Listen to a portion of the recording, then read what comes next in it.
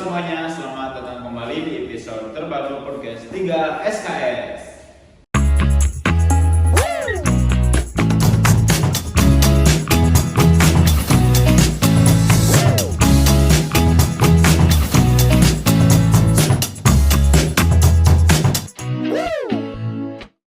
Saya Agus Haryanto senang sekali bisa menyapa kalian dalam program yang dirancang untuk membantu kalian semua dan kita semua memahami dunia teknologi, pemrograman, dan pengembangan karir di era digital yang serba cepat ini. Podcast ini hadir untuk menjawab rasa penasaran kalian, memberikan wawasan baru juga, dan membantu kalian mengembangkan keterampilan melalui diskusi. Namun dalam bekerja sama ataupun bersama para ahli di bidangnya. Di episode kali ini akan membahas mengenai salah satu topik yang sering dianggap sebagai tantangan terbesar oleh para programmer baik pemula maupun yang sudah berpengalaman, yaitu algoritma pemrograman dinamis. Mungkin di antara kalian yang sudah mendengar istilah ini di kelas maupun di artikel ataupun forum diskusi, namun sejujurnya mempelajari dan memahami cara kerja algoritma ini bukanlah hal yang mudah. Tidak sedikit yang merasa kewalahan karena sifatnya yang cukup abstrak dan teknis. Tapi jangan khawatir nih, hari ini kita ataupun saya pribadi akan mencoba mengurangi kompleksitas tersebut menjadi bagian-bagian kecil yang mudah dipahami. Pemrograman dinamis adalah salah satu pendekatan pemrograman yang sangat berguna gitu kan, untuk menyelesaikan berbagai macam masalah yang efisien dan terstruktur. Teknik ini banyak digunakan di dunia teknologi dan pengembangan aplikasi hingga analisis data. Bahkan banyak solusi inovasi ataupun inovatif yang lahir di penerapan pemrograman dinamis dalam menyelesaikan tantangan besar di industri ini. Namun, apa sebenarnya pemrograman dinamis? Nah, bagaimana cara kerjanya juga, dan yang lebih penting bagaimana kita bisa mempelajari serta menerapkan untuk menyelesaikan masalah sehari-hari. Itulah yang akan kita bahas secara mendalam di episode kali ini.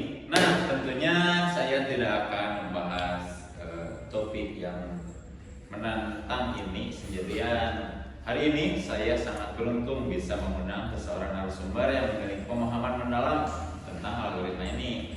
Beliau adalah seorang yang tidak hanya memahami teori pemrograman dinamis, tapi juga telah banyak menggunakannya di kehidupan nyata, gitu kan.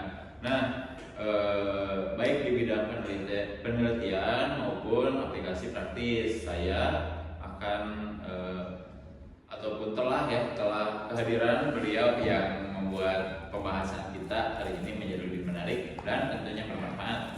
Jadi tanpa berlama-lama lagi, mari kita sambut dengan hangat Asep. Selamat datang Asep di podcast 3 SKS. Silakan duduk. Oke. Terima kasih. Asep, bagaimana kabarnya nih hari ini nih? Kabarnya baik ya. Terima kasih banyak. Saya sendiri kabarnya lumayan baik. Iya. Senang bisa bertemu dengan Anda sekarang ya. Bisa berada di sini dan berbicara tentang topik yang sangat menarik. Ya, tentunya ya. Saya berharap bisa membantu para pendengar untuk lebih memahami pemrograman dinamis. Oke, mari kita mulai dari dasar dulu ya. Soalnya sesuatu tanpa dasar itu tidak akan memungkinkan untuk dipelajari lebih dalam, gitu kan? Ya. Mungkin sebagian dari pendengar kita masih bingung nih, apa sih sebenarnya yang dimaksud dengan pemrograman dinamis? Bagaimana berjalannya dengan cara yang mudah dimengerti juga? Nah, bagaimana menurut Asep pribadi nih terkait hal tersebut? Oke, tentu Agung, saya akan mencoba menjelaskan dengan cara yang sederhana ya. Pemrograman dinamis adalah sebuah teknik atau pendekatan dalam pemrograman yang digunakan untuk memecahkan masalah kompleks dengan cara membagi masalah tersebut menjadi masalah yang lebih kecil. Jadi prinsip utamanya adalah sebuah submasalah sudah pernah diselesaikan sebelumnya, kita tidak perlu menyelesaikan lagi dari awal. Kita cukup mengingat hasilnya dan langsung menggunakannya.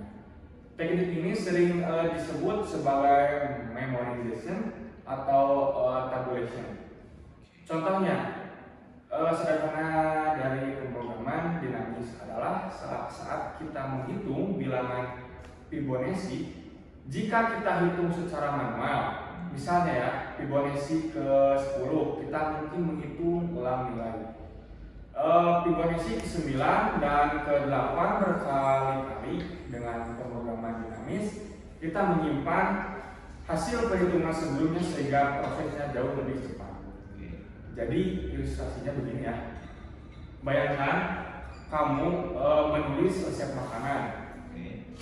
Jadi setiap kali kamu memasak, kamu tidak perlu menulis resepnya dari awal. Kamu tinggal melihat catatan resep yang sudah ada sebelumnya.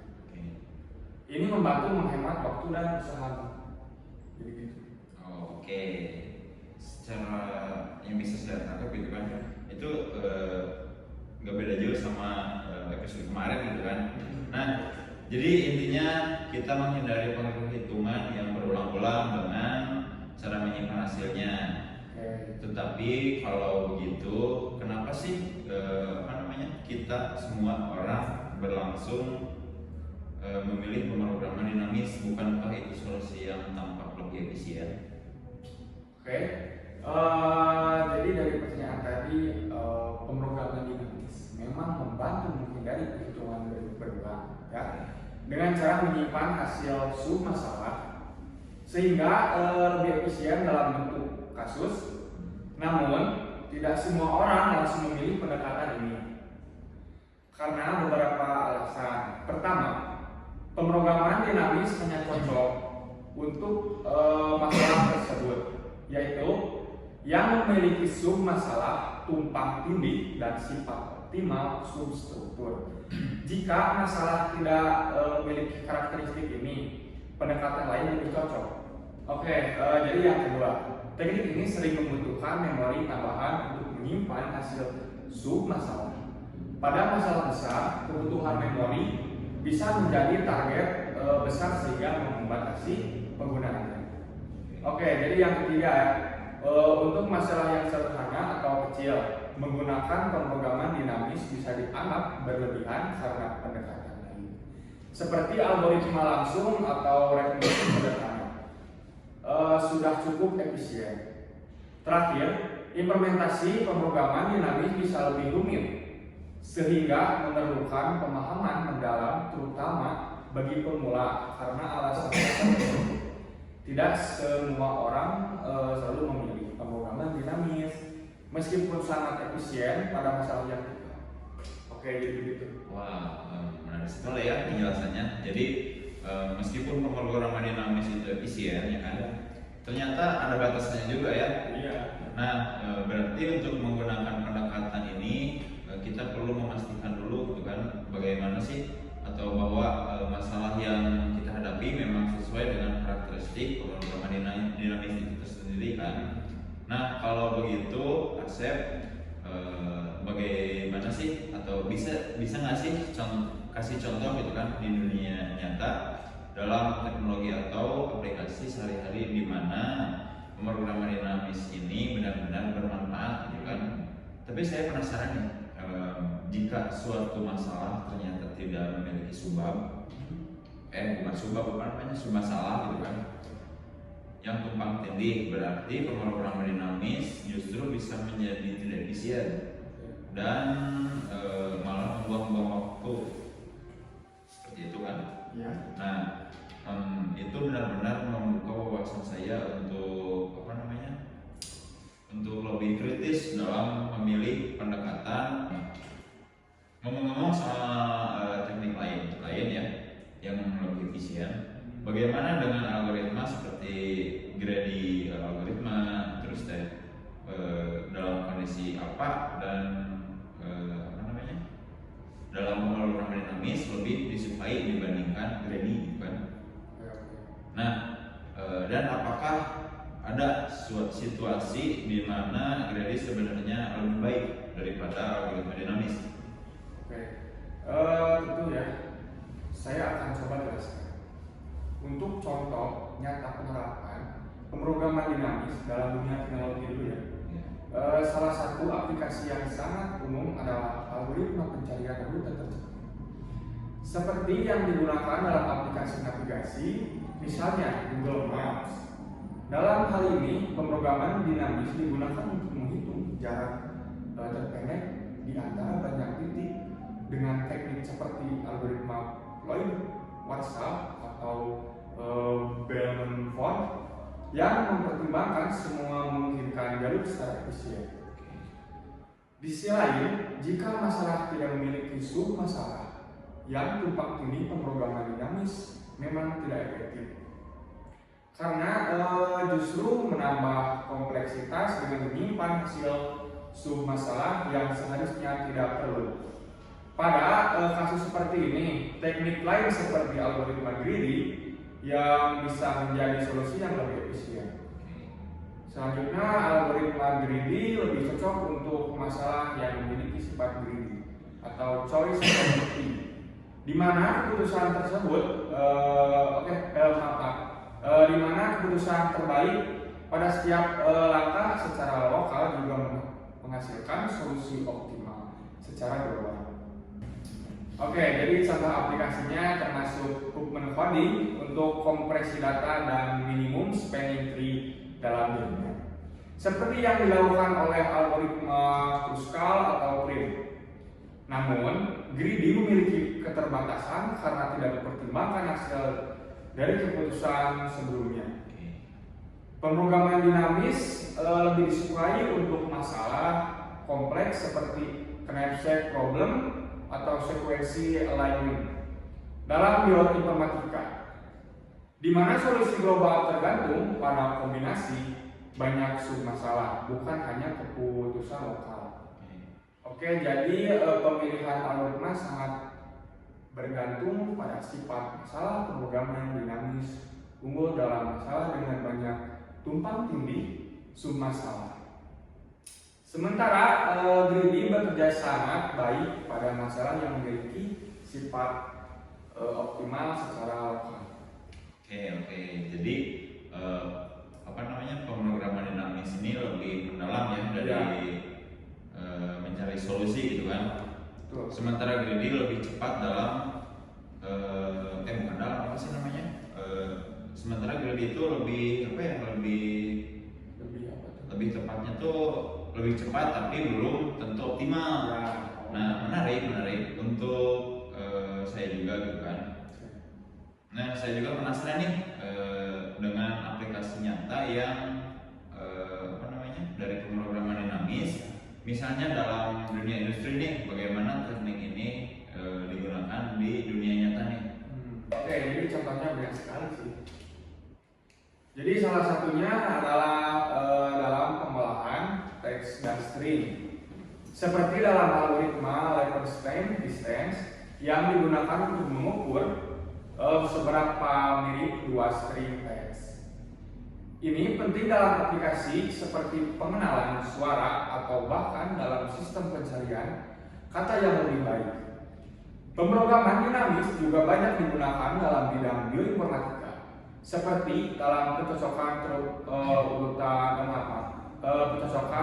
DNA atau RNA untuk menemukan kesamaan antara dua urutan genetik yang sangat banyak.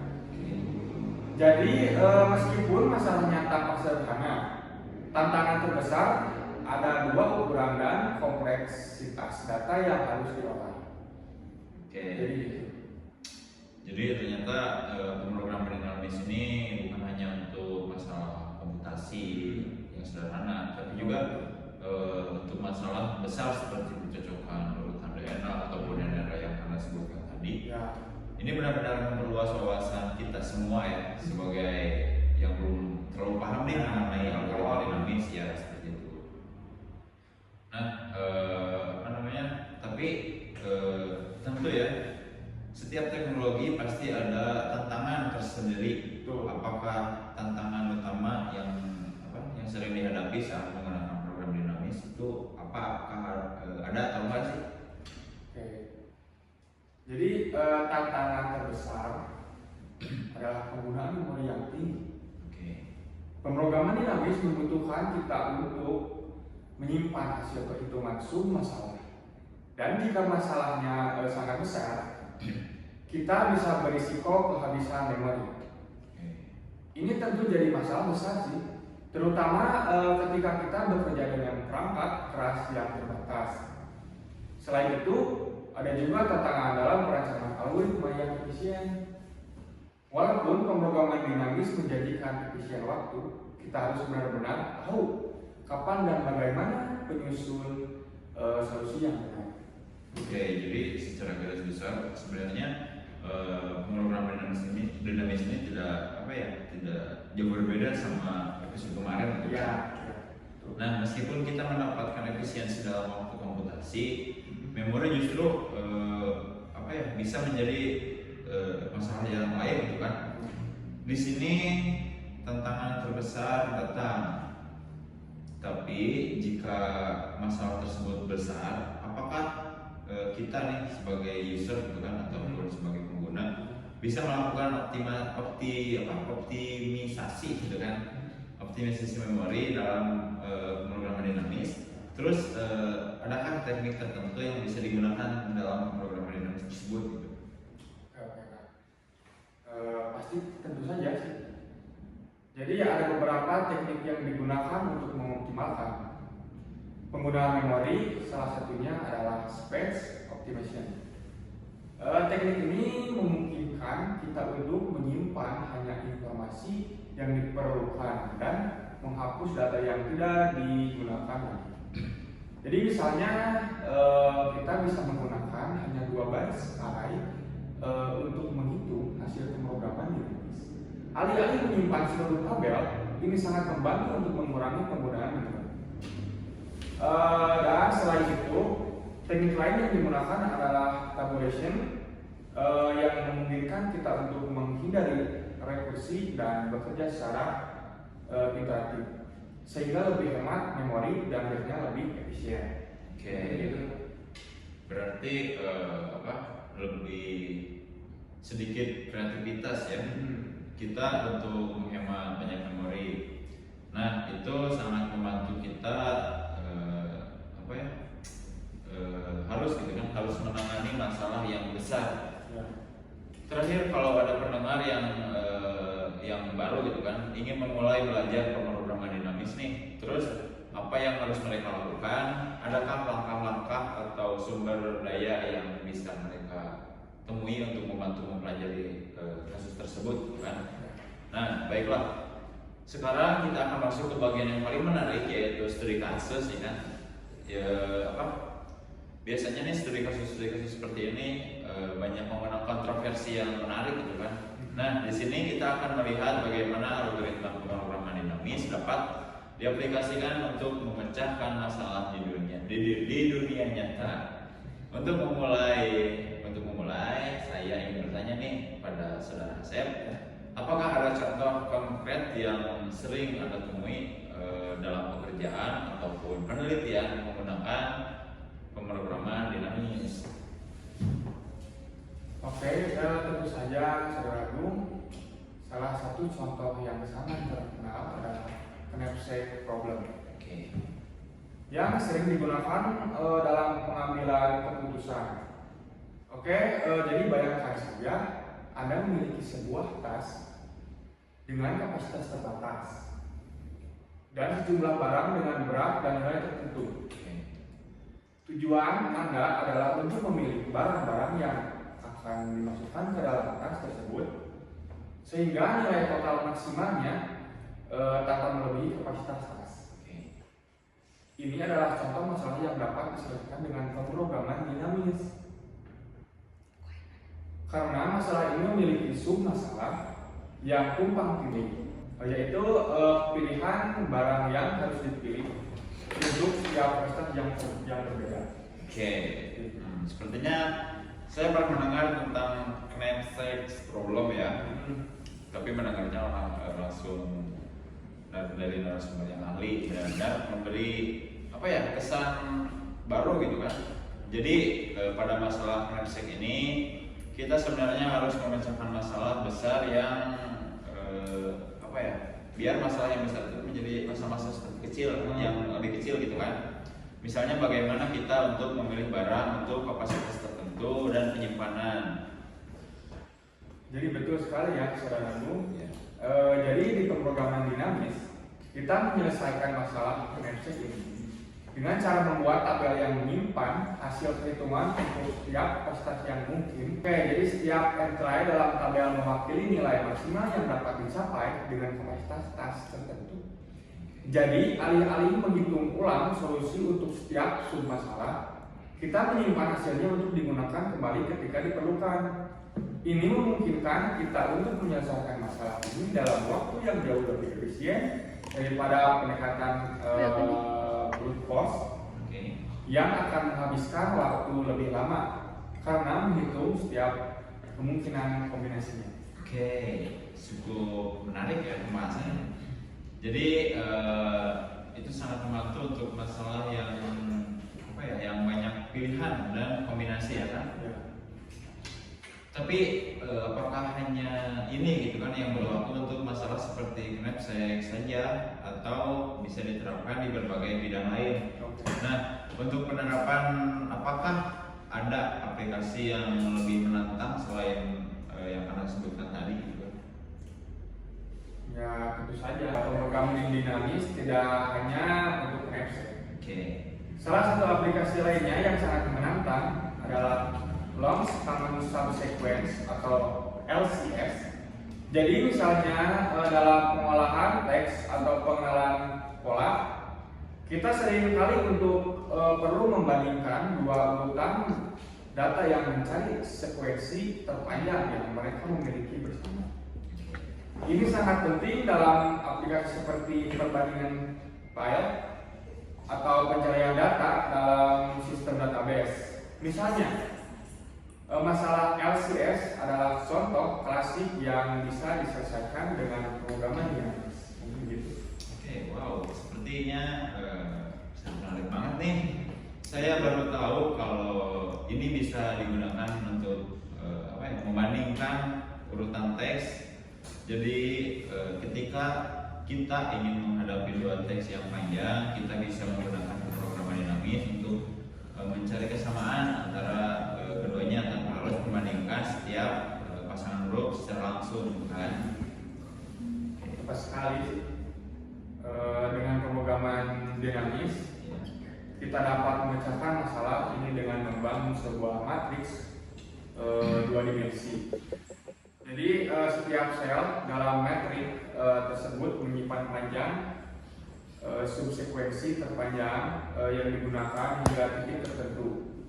Kemudian kita terus mengisi matrik tersebut berdasarkan perbandingan karakter-karakter dalam teks, dan hasil akhirnya adalah panjang subsekuensi terpanjang yang ada di antara kedua teks tersebut.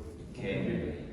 Jadi kita bisa memecahkan masalah yang nampaknya rumit ini menjadi perhitungan yang lebih sederhana ya kan? Ya. Itu sungguh menarik ya.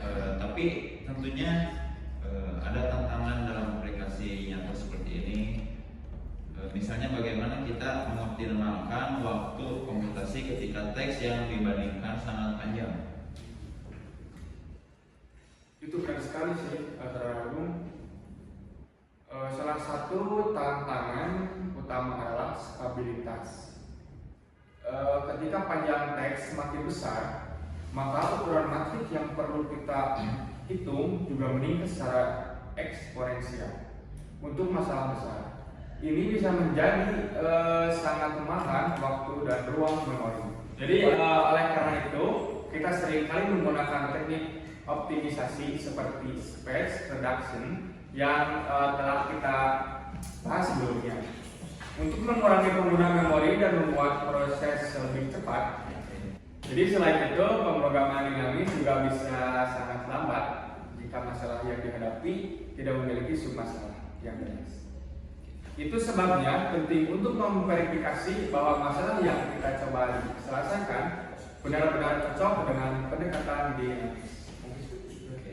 tentang stabilitas ini memang jadi perhatian utama ya. Ya. Ketika kita bekerja dengan data besar, tapi dengan teknik optimisasi yang tepat gitu kan, seperti space reduction, terus kita bisa menghadapinya dengan lebih baik gitu kan. Menarik sekali. Saya juga penasaran nih,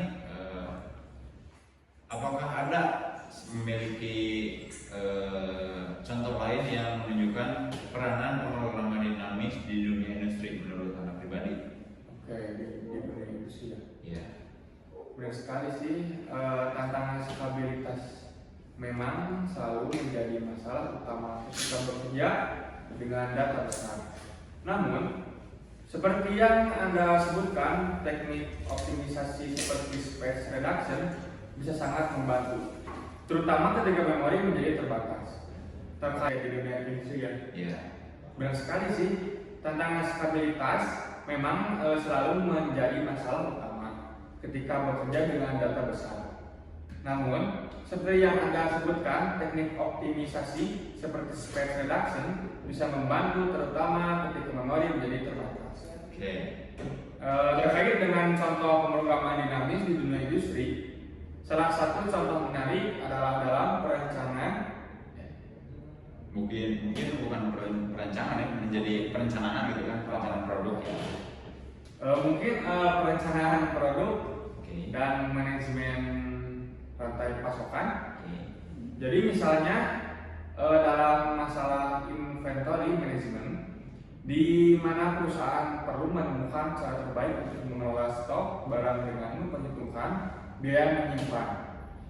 Permintaan yang berubah-ubah dan waktu pengiriman pemrograman dinamis digunakan untuk menemukan solusi optimal dengan mempertimbangkan berbagai kombinasi keputusan dalam pengelolaan inventaris. Selain itu, di bidang keuangan, pemrograman dinamis sering digunakan dalam masalah penentuan portofolio investasi optimal. Seperti pada masalah Manowitz portfolio optimization.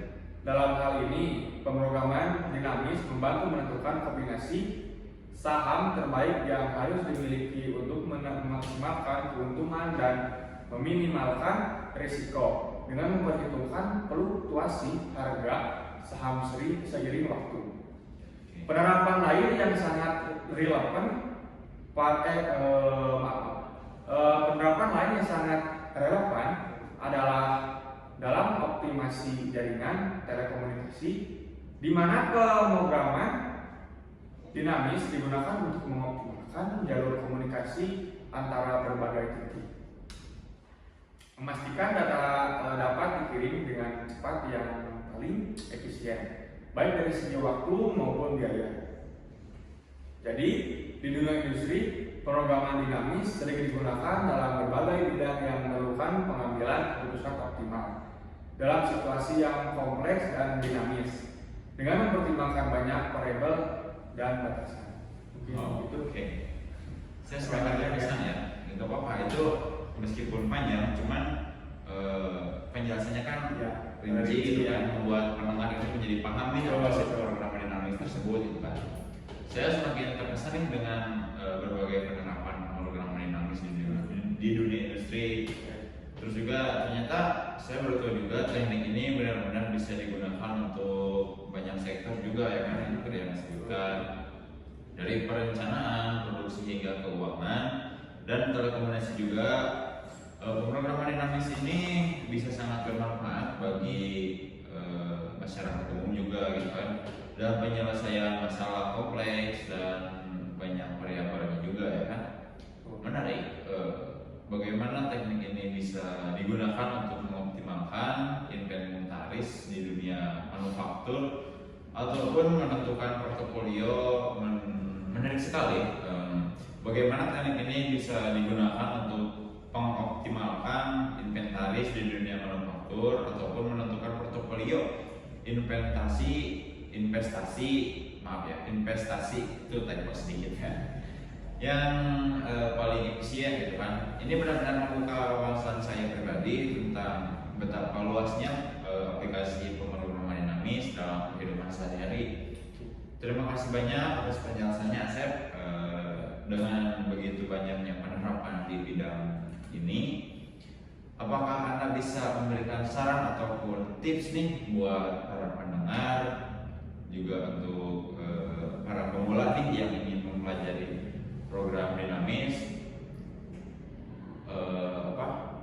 harusnya dari mana dulu nih? Apa langkah-langkah pertama yang harus diambil untuk mempelajari ini lebih dalam? Terima kasih ya atas apresiasinya.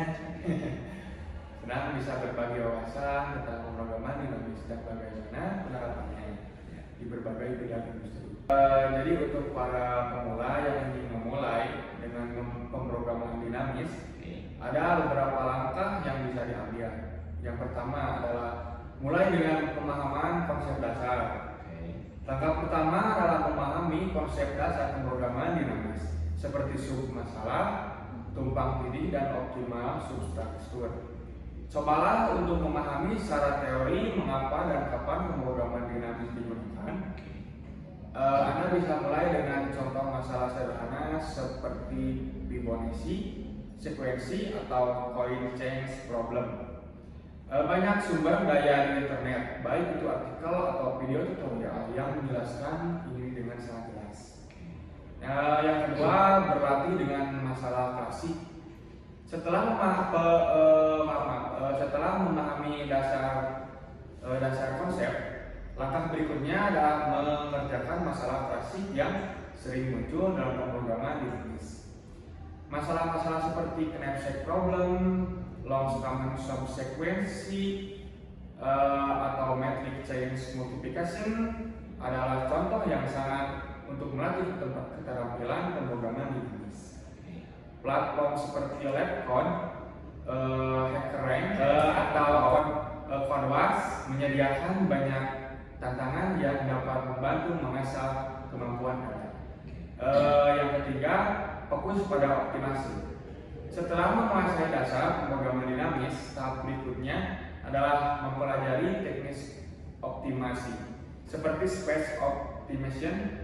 Banyak masalah pemrograman dinamis yang bisa dioptimalkan dalam hal menggunakan memori. Misalnya, daripada menggunakan tabel 2 dimensi yang besar, sering kali kita bisa memanfaatkan tabel 1 dimensi atau bahkan hanya 2 baris untuk menyimpan hasil yang diperlukan. Yang keempat, terus mengikuti tren dan studi kasus. Terakhir, sangat penting untuk tetap mengikuti perkembangan terbaru dalam penerapan pemrograman dinamis di dunia nyata. Banyak perusahaan, khususnya di bidang data science dan machine learning, memulai untuk menggunakan pemrograman dinamis untuk masalah yang lebih kompleks dan berskala besar. Belajar dari studi kasus nyata dapat memberikan wawasan yang lebih mendalam tentang beberapa teknik ini diterapkan dalam konteks industri. Jadi dengan mengikuti langkah-langkah ini, Anda akan semakin memahami kapan dan bagaimana pemrograman dinamis dapat diterapkan untuk memecahkan masalah dalam pekerjaan sehari-hari. Wow, terima kasih banyak ya atas penjelasan yang menurut saya pribadi itu kan penjelasan yang Anda paparkan tadi sangat bermanfaat gitu kan bagi banyak orang di zaman sekarang yang jujur ya, saya pribadi pandangan saya terkait dunia sekarang itu sangat bergantung kepada gadget gitu kan. Nah, jadi kami semakin paham nih bagaimana pemrograman dinamis yang diterapkan di berbagai bidang, mulai dari perencanaan produksi hingga keuangan dan telekomunikasi. Tentu saja ini membuka wawasan baru bagi kita semua, ya kan, tentang betapa luasnya aplikasi pemrograman dinamis dalam kehidupan sehari-hari. Terima kasih juga untuk tips-tips praktis yang sangat berguna banget bagi para pendengar juga ya tentunya yang ingin memulai mempelajari. Semoga semua yang mendengarkan bisa menjadi menjadi paham terkait pemrograman dinamis, bisa mencoba langsung dan mengimplementasikan apa yang telah kita bahas hari ini. Sekali lagi saya terima kasih banyak kepada Saudara Asep atas waktu dan pengetahuan yang telah Anda bagikan. Semoga kita bisa bertemu lagi di kesempatan dan untuk membahas topik-topik menarik lainnya. Untuk para pendengar, semoga informasi yang kami Bagi kalian ini dapat bermanfaat, jangan lupa untuk terus belajar dan eksplorasi dunia teknologi yang selalu berkembang. Sampai jumpa di episode berikutnya dan tetap semangat dalam berkarya. Bye bye.